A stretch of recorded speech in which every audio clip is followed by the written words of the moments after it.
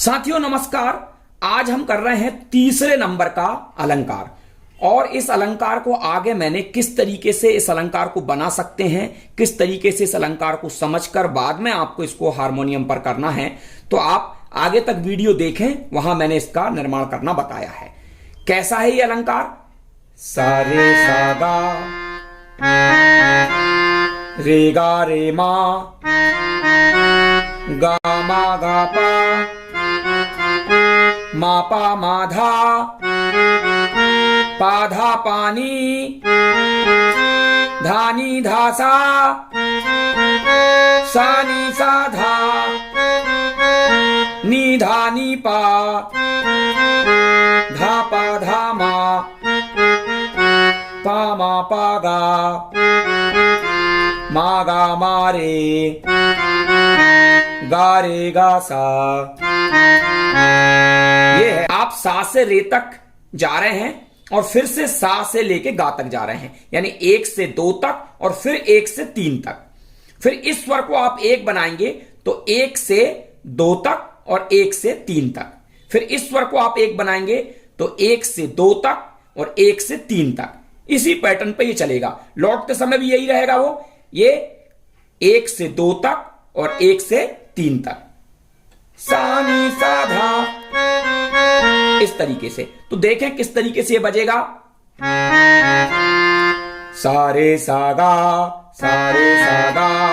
रे गा रे मा गा पा मा मा धा पानी धानी धा सा नी सा धा नी धा नी पा धा मा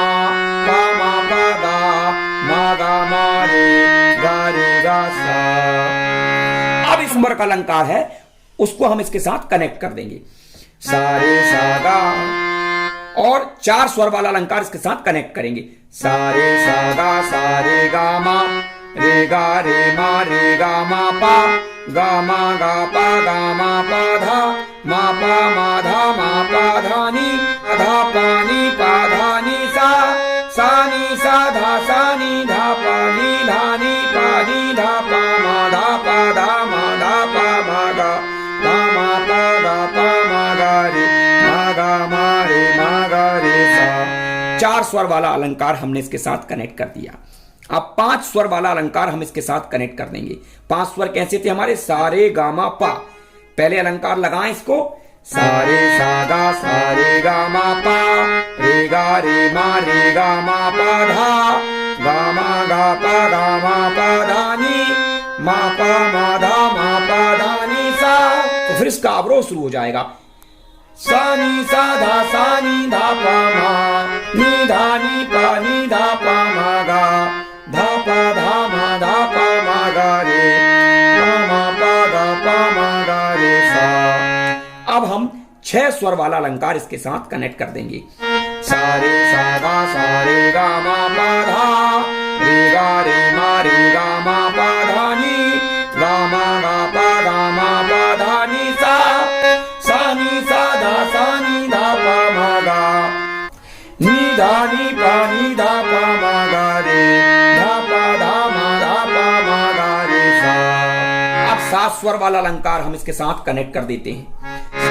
सारे सागा सारे गा मा पा धा नी रे गा मा पा धा नी सा नी सा धा पा मा गा रे नी धा पा मा गा रे सा।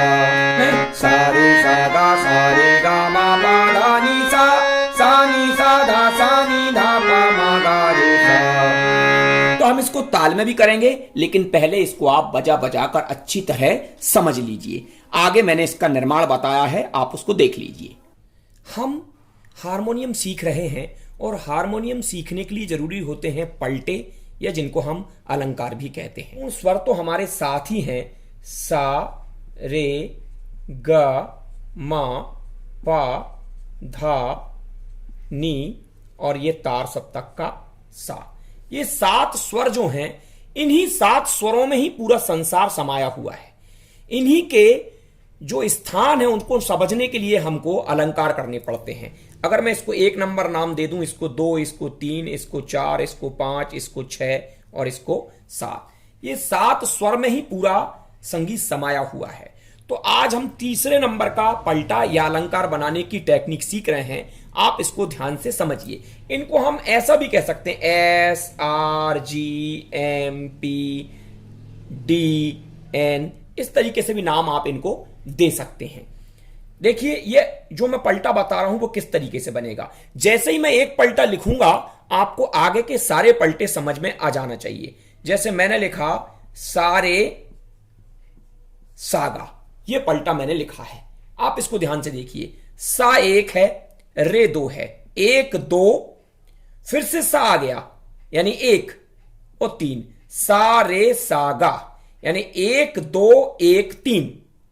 ये पलटा बन रहा है 1 2 1 3। इसी पैटर्न से अब हमको आगे बढ़ना है। तो अब हमारा एक मान लो रे हो गया, तो ये 1 हो गया रे, और 2 हमारा